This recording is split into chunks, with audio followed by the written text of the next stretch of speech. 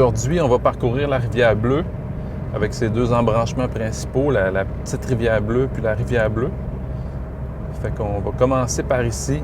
On arrive à Saint-Honoré, vraiment la tête de la rivière Bleue.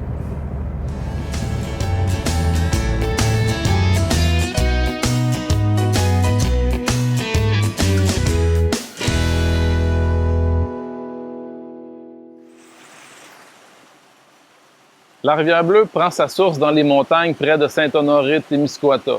On est vraiment ici au tout début, à l'endroit de la chute à Perrault. On est sur le belvédère de la rivière Bleue. On a accès à cet endroit par le chemin Perrault à Saint-Honoré-de-Témiscouata. On marche un petit bout sur la piste cyclable de Titémis. Puis on voit comment que la rivière est petite à cet endroit. Plus on va descendre, plus elle va prendre de l'ampleur.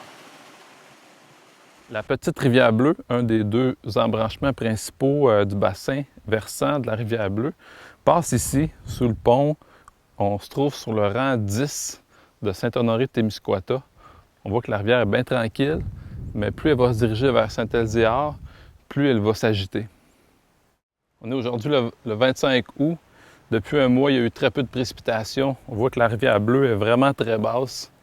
On se trouve sur le chemin Thibault à Saint-Louis-du-Ha. Puis on est tout près d'entrer dans la municipalité de Saint-Elzéar. On est à peu près à mi-parcours de la rivière Bleue. On se trouve entre Saint-Louis, sur la route entre Saint-Louis et Saint-Elzéar, sur la route à Michel. Puis on voit que la rivière Bleue ici, elle a déjà pas mal plus d'ampleur de ce qu'on a pu voir en haut à Saint-Honoré.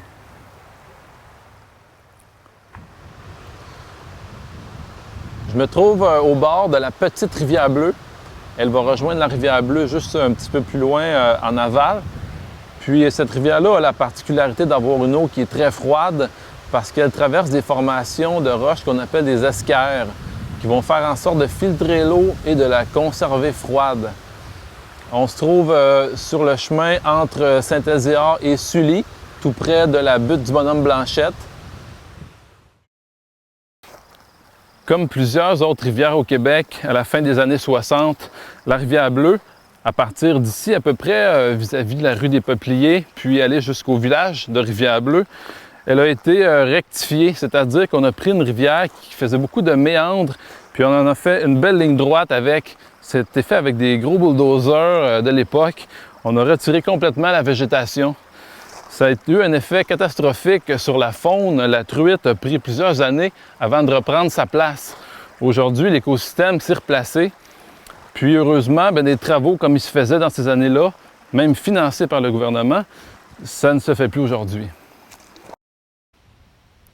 Sur le pont, juste au coin de la route de la montagne de Saint-Elzéar et du Ramassé, on se trouve juste en bas du plus grand marécage de la région. C'est un milieu qui est composé de bocs de castor, de marécages, de tourbières, etc. C'est un milieu extrêmement riche d'un point de vue de la biodiversité, des oiseaux, des insectes. Puis on se trouve juste en bas, ça fait partie de la rivière Bleue. Puis ça distingue vraiment cette rivière-là de la petite rivière Bleue, où on ne retrouve pas de marécages comme ça, de cette ampleur.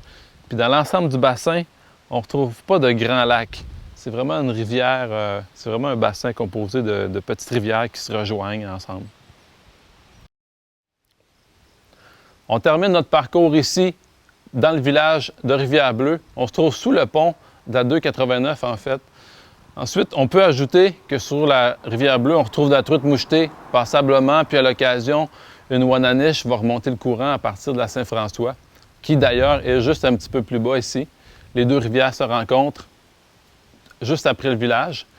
Puis ça fait le tour de notre parcours, donc on se donne rendez-vous sur une prochaine rivière.